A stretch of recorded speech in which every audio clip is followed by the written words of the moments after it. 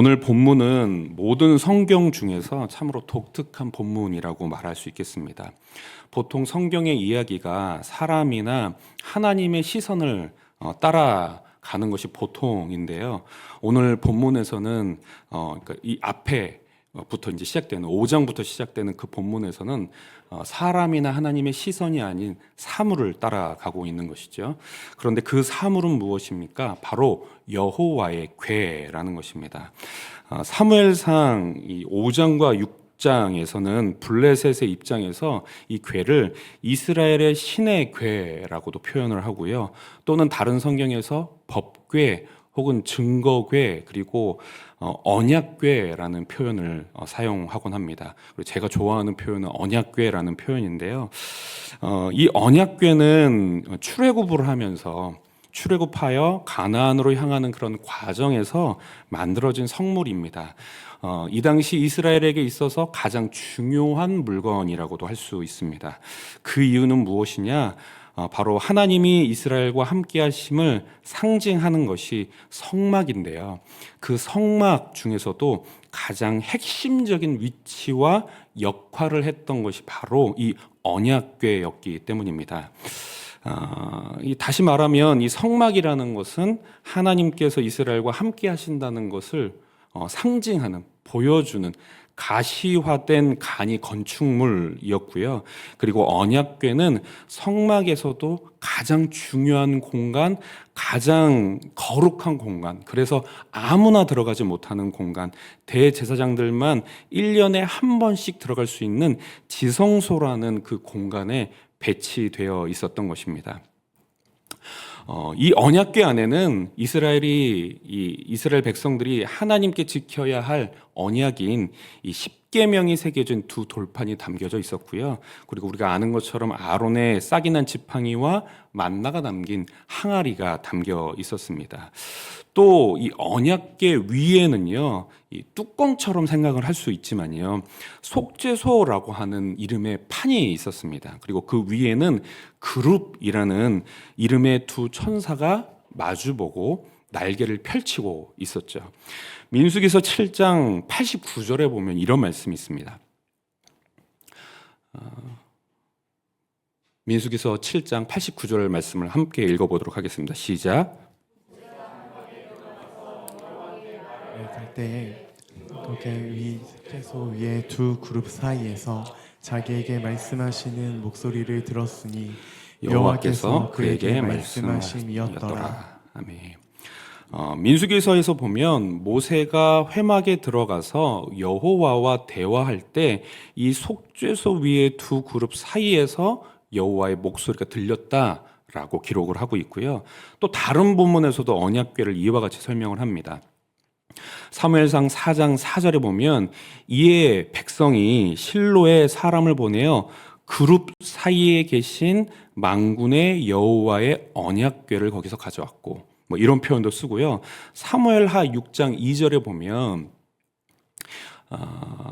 여기 뒷부분을 보시면 하나님의 궤를 제가 읽어보겠습니다. 하나님의 궤를 메어 오려 하니 그 궤는 그룹들 사이에 좌정하신 만군의 여호와의 이름으로 불리는 것이라 라고 기록이 되어 있습니다. 그러니까 이 궤라는 것은 그룹 사이에 계신 만군의 여호와의 언약궤 혹은 그룹들 사이에 좌정하신 만군의 여호와의 이름으로 불리는 것. 그러니까 이 언약궤는 이스라엘 백성들에게 있어서 여호와 하나님처럼 생각했던 거룩한 물건이었던 것이죠. 물론 그것이 곧 하나님은 아니었지만 하나님처럼 생각해야 하는 그렇게 중요한 물건이었던 것입니다. 그래서 이 언약궤라는 것은 여호와 하나님이 이스라엘과 함께 하심의 증거이고요. 또 이스라엘을 향한 하나님의 음성이 들렸던 것이고요. 이스라엘을 인도하시는 하나님을 가시적으로 보여주는 성물이었던 것입니다. 혹시 제가 궁금하실 것 같아가지고 이미지를 하나 준비했습니다. 제가 지금 한참 이렇게 설명해 드린 그 이미지가 바로 이제 이런 이미지인데요. 그런데 유념하셔야 될 것이 있는데 이거 사실 인터넷 찾아보시면 쉽게 찾아보실 수 있거든요.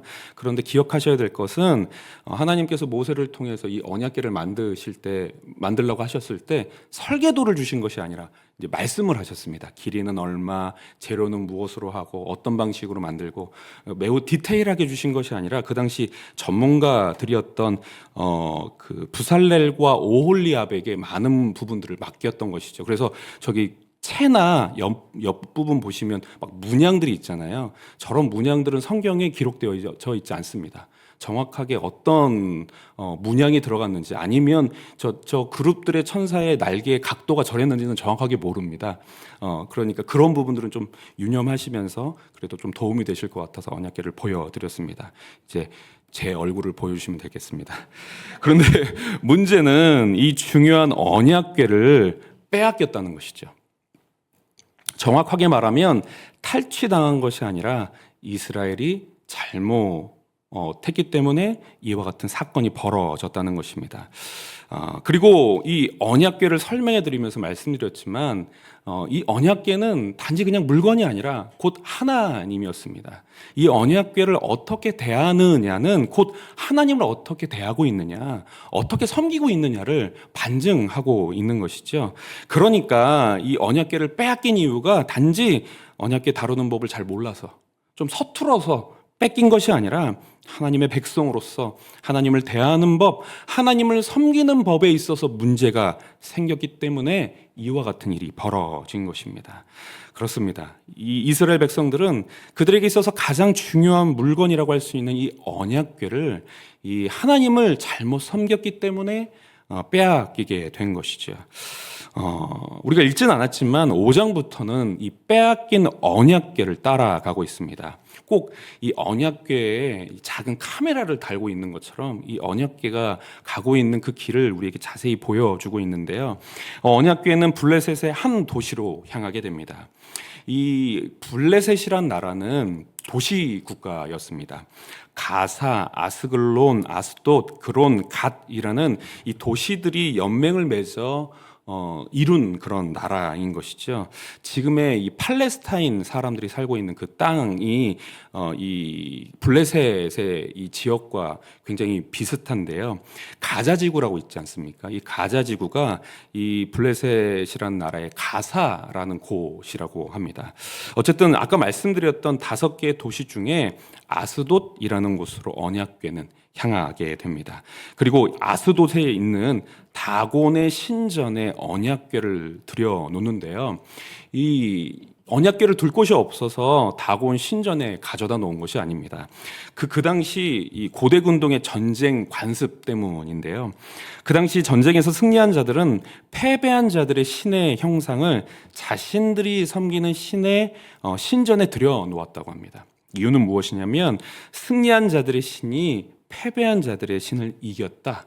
이제는 다스리게 되었다라는 것을 보여주는 상징적인 행동이었던 것이죠. 또 이렇게 하면 승리한 신이 패배한 신의 능력을 흡수하여서 더 강해질 수 있다라고 생각했다고 합니다. 굉장히 황당한 생각인데요.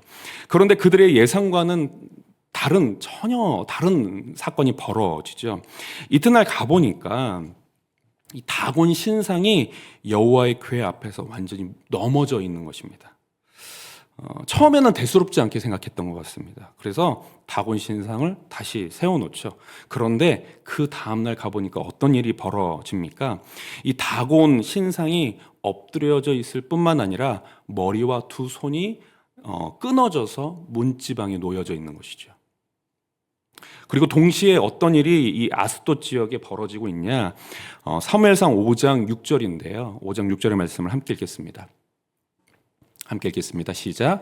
여호와의 손이 아스돗 사람에게 엄중히 더하사 독한 종양으로 아스돗과 그 지역을 쳐서 망하게 하니.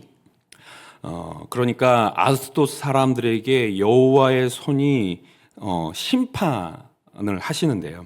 독한 종기의 재앙으로 아스돗과 그 지역을 완전히 쳐서 망하게 하신 것입니다.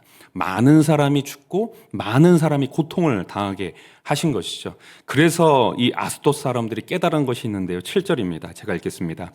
아스돗 사람들이 이를 보고 이르되 이스라엘 신의 궤를 우리와 함께 잊지 못하게 할지라 그의 손이 우리와 우리 신 다곤을 친다 하고, 그들이 깨달은 것은 무엇이냐? 바로 여호와 하나님이 지금 우리를 치고 있다. 우리가 섬기는 신을 치고 있다라고 깨달은 것이죠. 그래서 블레셋 사람들은 이 이제 도시의 리더들이 모여서, 방백들이 모여서 1차 회의를 열게 됩니다. 이 이스라엘의 신의 궤를 어떻게 할지 논의하는 것이죠. 당연한 순리 아니겠습니까? 그리고 나서 어떻게 하느냐? 가드로 보내게 됩니다. 물론 왜 가드로 보냈는지는 성경은 기록하고 있지 않습니다. 그러나 이 가드에서도 뭐 별다른 다른 일이 벌어지는 것이 아니라 동일한 일이 벌어집니다. 5장 9절인데요. 다 같이 읽겠습니다. 시작. 그것을 옮긴 후에 여호와의 손이 심히 큰 환난을 그 성읍에 더하사 성읍 사람들의 작은 자와 큰 자를 다 쳐서 독한 종기가 나게 하신지라. 아멘. 가드로 이 언약궤를 옮겼지만 또 똑같은 일이 벌어지고 있는 것이죠.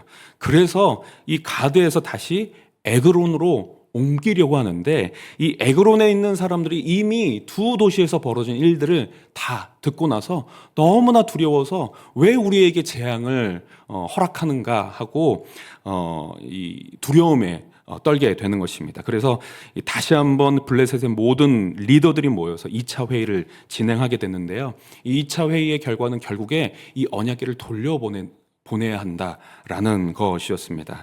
어쨌든 이것은 신과 관련된 일이었기 때문에 제사장들과 복술자들을 불러서 다시 한번 회의를 하는데요. 그래서 이들은 어떻게 결론을 내리느냐? 먼저는 이렇게 얘기를 합니다. 이 여호와의 신을 절대 그냥 돌려보내서는 안 된다. 우리가 무언가 잘못했기 때문에 속건제, 우리의 죄를 해결할 수 있는 속건제를 드려야 한다. 그래서 그들이 이제 생각하는 이 속건제는 무엇이었냐면, 도시의 숫자대로, 이 도시가 5개의 도시가 있었기 때문에 금 독종 5개와 금쥐 5개를 만들어서 이스라엘에 보내야 한다라는 것이 첫 번째 대안이었고요.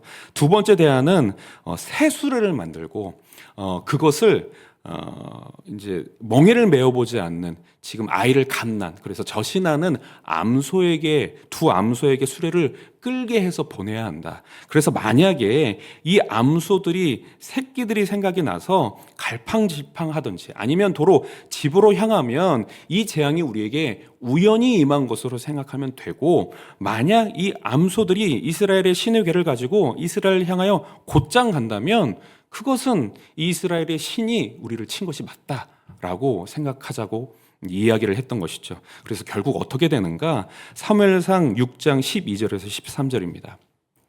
함께 읽습니다. 암소가 베스메스 길로 바로 향하여 대로로 가며 갈 때 울고 좌로나 쉬지 아니하고 블레셋 방백들은 베스메스 경계선까지 따라가니라. 베스메스 사람들이 골짜기에서 밀을 베어다가 눈을 들어 궤를 보고 그 본 것을 기뻐하더니. 오늘 우리가 읽은 본문에서는 무엇라고 말하고 있냐면, 수레가 좌로나 우로나 치우치지 않고 곧바로 이스라엘의 도시인 베스메스로 향했다라고 기록하고 있습니다.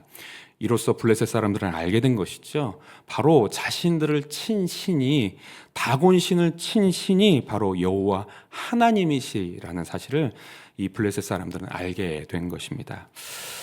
우리는 이 말씀을 통하여서 기억해야 할 것이 있습니다. 그것은 무엇이냐면 바로 우리 여호와 하나님은 스스로 높임을 받으실 수 있는 분이라는 사실입니다.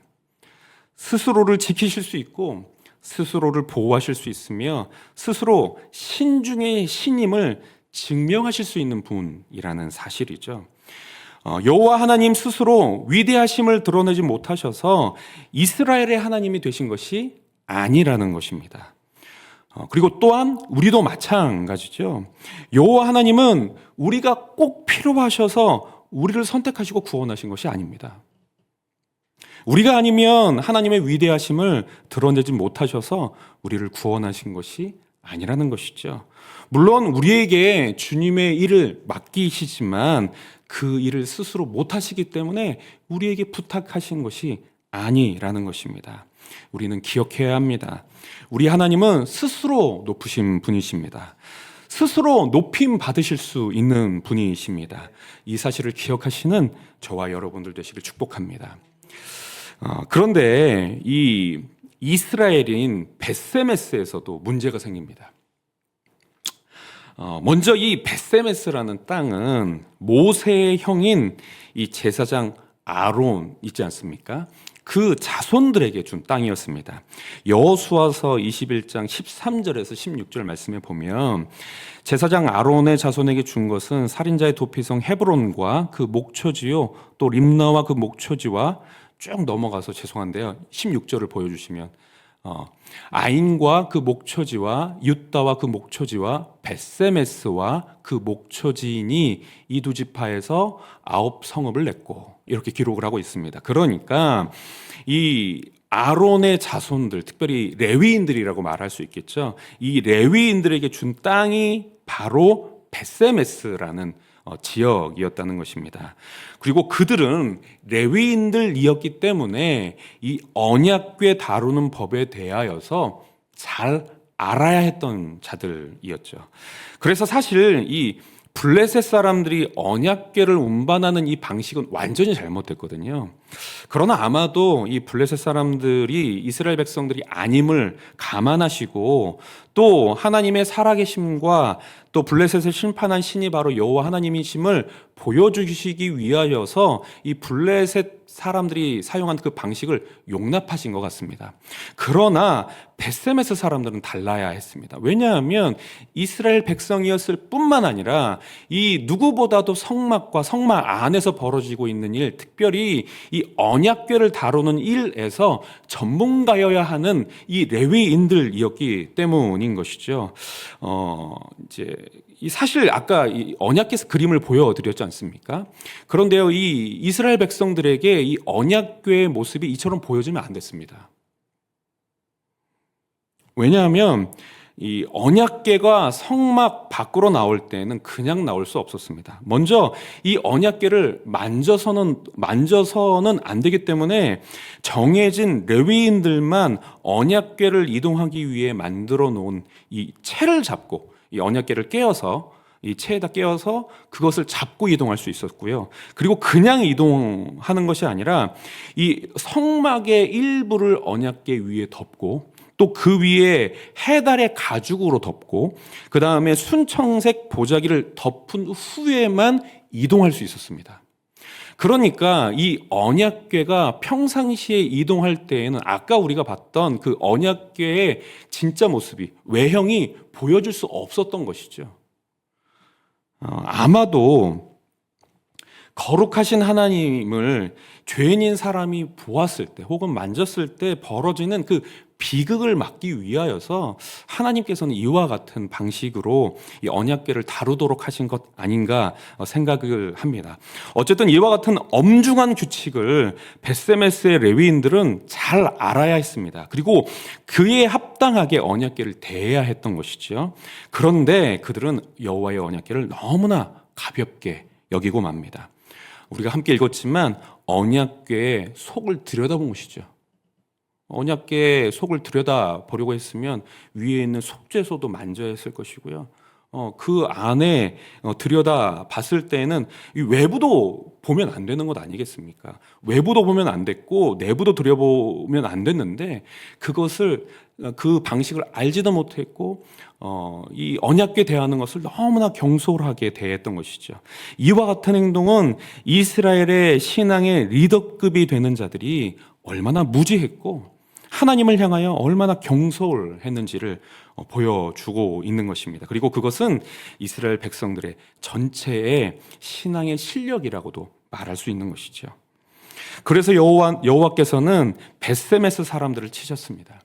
성경에서는 괄호 열고 5만 가로 닫고 70명을 죽이셨다고 기록하죠. 맞소라 사본과 70인령을 보면 이제 이 성경을 기록한 아주 중요한 사본들 중에 이 맞소라 사본과 70인령은 매우 의미 있고 중요한 사본인데 그 사본을 보면 5만 70명으로 기록을 합니다. 그러나 많은 학자들이 그 당시에 이 베스메스 인구가 몇 천밖에 되지 않았을 것이다 라고 말하고 있고요. 그래서 대개는 70명으로 이해하고 있습니다. 그래서 아마도 이 개역 개정에서는 약간은 이제 중도를 생각을 해서 괄호를 쳐서 5만 명을 해놓고 70명을 한 것은 70명이라고 써놓은 것 아닌가 생각을 하는데요. 그런데 이 성경에서 어떤 사람이나 어떤 물건에 대해서 굉장히 많은 수를 기록할 때가 있습니다. 그것은 그러니까 거짓말을 한 것이 아니라 의미가 있는데요. 아마도 이 5만 명으로 기록했을 때에도 이유가 있을 것이라고 이제 추측을 합니다. 어떤 추측을 하냐면 이 언약궤를 빼앗겼을 때 블레셋과의 전투에서 이스라엘 백성들이 약 3만 명이 죽었다고 성경이 기록을 하는데요. 그러나 이 하나님께서는 5만 70명을 죽이실 수 있는 분이신 것이죠. 그러니까 성경의 기자가 무슨 말을 하고 있는 것이냐면 이스라엘이 진정으로 두려워할 분이 누구인가? 외부에 있는가? 아니면 그들이 섬기고 있는 여호와 하나님인가를 보여주기 위해 혹은 강조하기 위해 이와 같은 표현을 사용했다고 이해할 수 있는 것입니다. 어쨌든 하나님의 언약궤는 이스라엘에게 돌아왔지만 이스라엘은 큰 재앙을 만나게 됩니다. 하나님께서 이와 같이 하신 이유는 무엇인가? 바로 하나님을 섬기는 바른 태도를 가르쳐 주시기 위함이었습니다. 그럼 하나님을 섬기는 바른 태도는 무엇인가? 먼저 이들은 하나님에 대해서 자세히 제대로 이해할 필요가 있었는데요. 먼저 이 하나님은 여호와 하나님은 그의 백성을 구원하신 분이십니다. 이스라엘을 애굽의 노예 생활에서 구원하셨을 뿐만 아니라 광야에서 40년간 이스라엘을 지키셨고 가나안 땅을 허락하신 분 아니겠습니까? 그러니까 노예였던 자들에게 자유를 주셨고 또 소유가 없었던 자들에게 소유를 주셨으며 땅이 없는 자들에게 땅을 주신 분이 바로 하나님이셨다는 것이죠. 그리고 그런 분이 백성들과 이 이스라엘 백성들과 그의 백성들과 함께 하기를 바라셨습니다. 그런 증거로서 성막을 주신 것이고 언약궤로서 함께 하신 것이죠. 그리고 그와 함께하는 삶은 당연히 복된 삶이었습니다. 40년간 광야에서 하나님은 이스라엘 백성들을 지키고 보호하셨으며 또 하나님과 맺은 언약을 잘 지키면 하나님께서는 이스라엘에게 약속하신 축복을 주셨습니다. 그런데 우리가 기억해야 할 것은 무엇이냐면 아까도 우리가 함께 살펴봤지만 하나님은 이스라엘에게 이와 같은 구원과 은혜를 베푸시지 않아도 되시는 분이신 것이죠. 하나님은 스스로 높임을 받으실 수 있는 분이셨습니다. 사람이 없어도 하나님은 스스로 다른 가짜 신들과 구별됨을 증명하실 수 있는 분이시고요. 또 하나님이 참 신이심을 나타내실 수 있는 분이십니다. 그래서 사실 하나님은 우리가 필요하지 않으신 것입니다. 우리가 필요하셔서 우리를 구원하신 것이 아니라는 것이죠. 그러면 우리는 당연히 이렇게 질문할 수 있는 것이죠. 그럼 하나님은 왜 구하셨는가? 왜 우리를 구원하셨는가? 왜 이스라엘 백성들을 선택하셨고 구원하셨는가? 그의 백성 삼으셨는가? 질문할 수 있는 것입니다. 성경은 우리에게 무엇라 말씀하시는가? 하나님이 세상을 이처럼 사랑하사 독생자 그 예수 그리스도를 우리에게 보여주셨다라고 말씀하고 있는 것이죠. 하나님이 우리를 선택하신 것, 우리를 구원하신 것, 이스라엘 백성들을 선택하신 것은 곧 사랑밖에는 설명할 길이 없다는 것입니다. 우리는 그저 그 은혜를 받아들이고 그 은혜를 누리며 하나님과 바른 태도로 바른 관계를 맺으며 살아가는 것 밖에는 없다는 것입니다. 그래서 이스라엘 백성들은 하나님을 향하여 당연히 합당한 태도를 가지고 있어야 했습니다. 그 태도는 무엇입니까? 성경에서 이 많은 본문으로 우리에게 가르쳐주고 있는데요. 오늘은 이 모세가 가르쳐준 이스라엘 백성들이 가나안 땅에 당도하기 전에 이 신명기에서 가르쳐준 아주 유명한 말씀을 우리가 함께 읽기를 원합니다. 신명기 6장 4절에서 9절 말씀인데요. 우리가 하나님 앞에 어떤 태도로 서야 하는가를 곰곰이 생각하시면서 이 4절부터 9절 말씀을 함께 읽도록 하겠습니다. 시작. 이스라엘아 들으라. 우리 하나님 여호와는 오직 유일한 여호와시니 너는 마음을 다하고 뜻을 다하고 힘을 다하여 내 하나님 여호와를 사랑하라. 오늘 내가 내게 명하는 이 말씀을 너는 마음에 새기고 또 자녀들에게 부지런히 가르치며 집에 앉았을 때에든지 길을 갈 때에든지 누워 있을 때에든지 일어날 때에든지 이 말씀을 강론할 것이며 너는 또 그것을 내 손목에 매어 기호를 삼으며 내 미간에 붙여 표로 삼고 또 내 집 물설주와 바깥문에 기록할지니라. 아멘. 오늘 우리가 읽은 이 말씀은 우리에게 가르쳐 주시는 것이 있는데요. 그것은 무엇인가? 바로 여호와 하나님을 사랑해야 한다. 그리고 그 말씀에 순종해야 한다라고 우리에게 가르쳐 주고 계시는 것입니다. 하나님을 너무나 사랑하지만 사랑하는 마음으로 함부로 대할 것이 아니라 두려운 마음으로 그 말씀에 순종하는 것.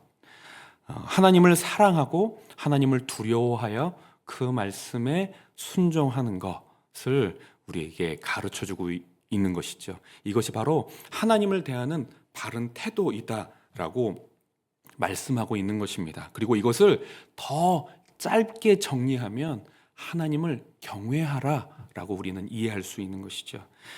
이것이 이스라엘을 구원하신 하나님에 대한 이스라엘 백성들의 합당한 태도인 것입니다. 또한 우리를 향한 하나님을 대하는 우리를 향한 우리의 합당한 태도인 것이죠. 사무엘서는 이스라엘에게 또 우리에게 끊임없이 외치고 있습니다. 무엇을 외치는가? 여호와만 참 하나님이시다. 이 세상과 우리의 삶의 주인이 내가 아니라 여호와가 참 주인이시다. 그리고 우리는 왕이신 여호와 하나님 앞에 합당한 태도를 보여야 하는데 그 태도는 무엇인가? 바로 하나님을 진실로 사랑하는 것. 그리고 그 신 하나님을 두려워하여 그 말씀에 순종하는 것이다 라고 우리에게 가르쳐 주고 있습니다. 사무엘서가 또 언약궤의 이야기를 통해 우리에게 가르쳐 주는 교훈을 잊지 않으시기 바랍니다. 하나님 앞에 합당한 태도를 보이셔서 하나님을 사랑하시고 하나님을 두려워하여 그 말씀을 존중히 여기심으로 하나님을 바르게 대하며 하나님을 바르게 섬기시는 저와 여러분들 되시길 축복합니다. 그럴 때 우리는 하나님과 깊은 관계, 바른 관계를 맺을 수 있으며 우리의 삶을 통해 주님께서 이루기 원하시는 그 뜻을 이루게 됨을 믿습니다.